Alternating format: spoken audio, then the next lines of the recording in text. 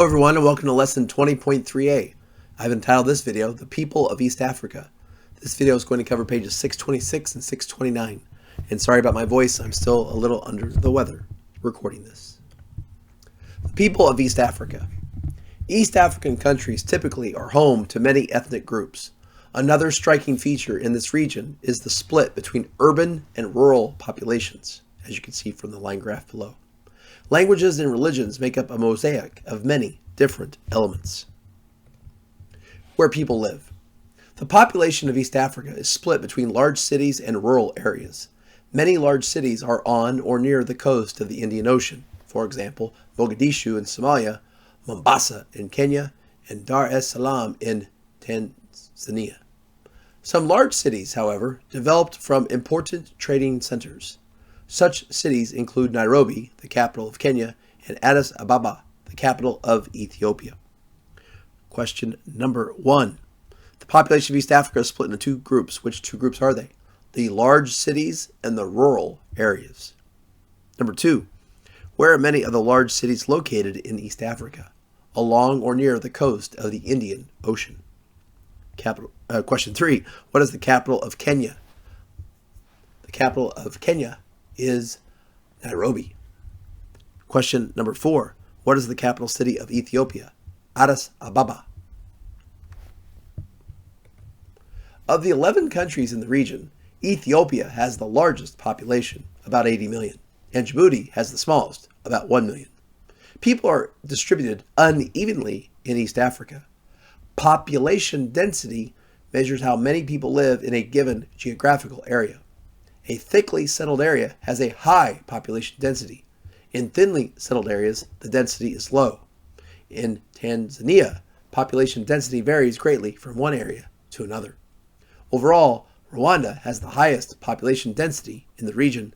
Somalia has the lowest, and you can see that on this map right here. Question number 5. What is the most populated country in East Africa? Ethiopia. Question 6. What is the least populated country in East Africa? Djibouti. Question number 7. What is population density? That is the way that we measure how many people live in a given geographical area. In Ethiopia, the majority of people live in the central highlands. The warmer and drier areas of lower elevations are thinly inhabited. In Sudan, most people live along the Nile River. Arid parts of the country are thinly populated. In Somalia, most people are nomadic or semi-nomadic. Question number 8. How is population density demonstrated in Ethiopia? You could see this. A majority of the people in Ethiopia live in the central highlands portion. You can see that with the population density map here. Question number 9. How is population density demonstrated in Sudan? Well, most of the people live in the areas along the Nile River. So you can see that in this map right here. Question number 10. What are most people in Somalia? They are either nomadic or semi-nomadic, meaning they are constantly on the move or usually on the move. They don't settle in one spot or the other. Ethnic groups. The populations of Kenya, Tanzania, and Ethiopia are diverse in terms of ethnicity.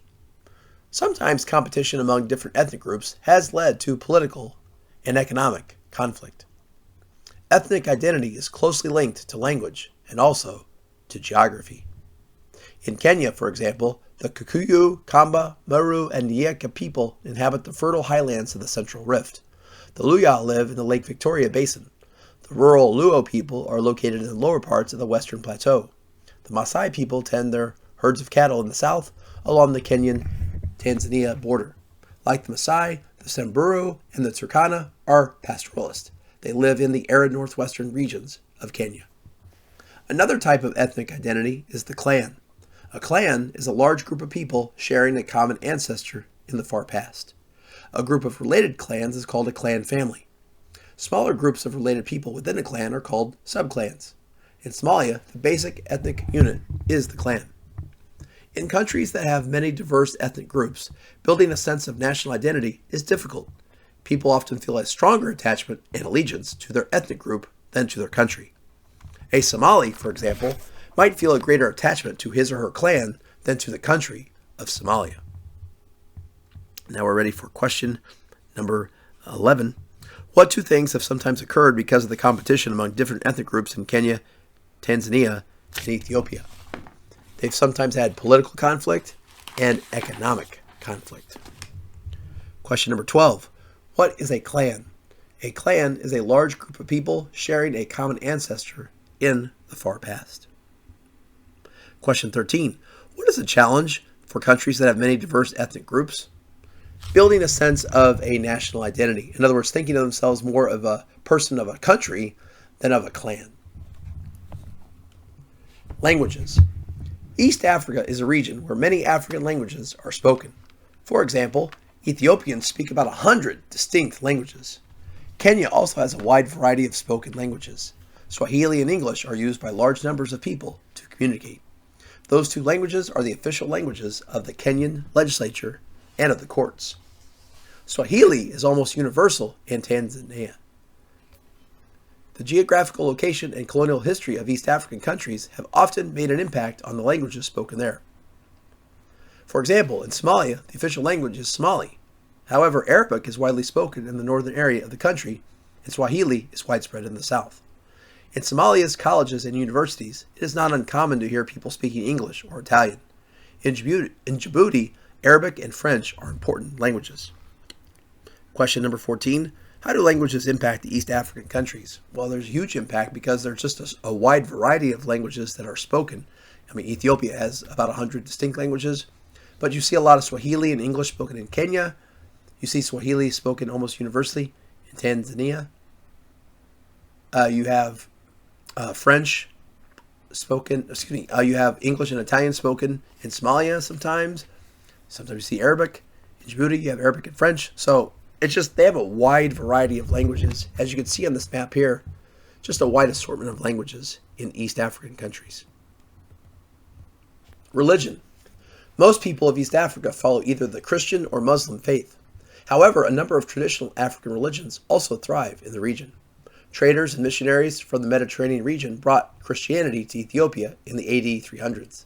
The Ethiopian Orthodox Church is one of the world's oldest Christian churches. Today, about 60% of Ethiopians are Christians. In Kenya, the Constitution guarantees freedom of religion. Christianity first arrived in Kenya with the Portuguese in the 1400s. But the religion was not practiced for several hundred years, until colonial missionaries arrived in Kenya in the late 1800s. Muslims are an important religion minority in Kenya. Today, Christianity is practiced by more than 2/3 of Kenyan population. Tanzania is evenly split among Christianity, Islam, and traditional African religions. About 1/3 of the population follows each of these three religious traditions. You can see a map here of Eastern Africa, and this is based on what are people practicing as far as Christianity. So you can see the darker colors. I'm guessing that's blue or purple. Sorry, I'm colorblind. But I think the darker blue is showing you a higher percentage of Christianity. And then as the colors get lighter, it's a lower percentage. And then you can see overall, there are about 2/3 of Christians in that part of the world based on that map. Oops, I forgot to do a question. Let's go back. I didn't do the questions. Question number 15. What are the two most common religions in East Africa? Christianity and Islam. And question number 16. What does Kenya's constitution guarantee for its people? Freedom of religion. Now we're ready for the end. Thank you so much for watching. Before we go, I just thought these two pictures were fun, so I wanted to include them. Thanks again for watching, and have a great day.